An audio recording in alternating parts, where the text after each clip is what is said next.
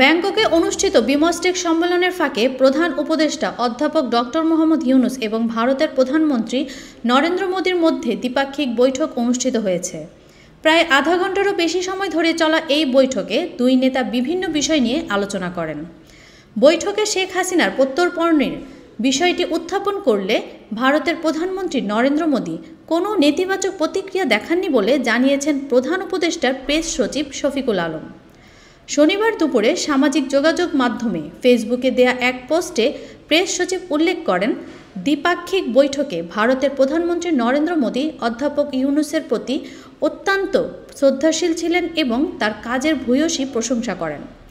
বৈঠকে তিনি যা বলেছিলেন তার মধ্যে একটি ছিল, শেখ হাসিনার সঙ্গে ভারতের সুসম্পর্ক থাকাকালীন আমরা আপনার প্রতি তার অসম্মানজনক আচরণ দেখেছি, কিন্তু আমরা আপনাকে সবসময় সম্মান ও মর্যাদা দিয়ে এসেছি।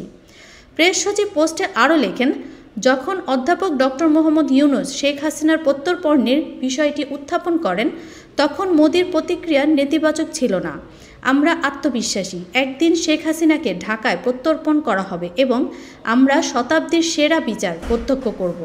শফিকুল আলম পোস্টে লিখেন, এটি স্পষ্ট যে ভারত এখন বাংলাদেশের সঙ্গে সম্পর্কের ক্ষেত্রে একটি নতুন দিক নির্দেশনা তৈরি করতে চায়। বৈঠকে ভারতের প্রধানমন্ত্রী অধ্যাপক ইউনূসকে বারবার বলেন যে ভারতের সম্পর্ক বাংলাদেশের জনগণের সঙ্গে, কোনো একক দল বা ব্যক্তির সঙ্গে নয়।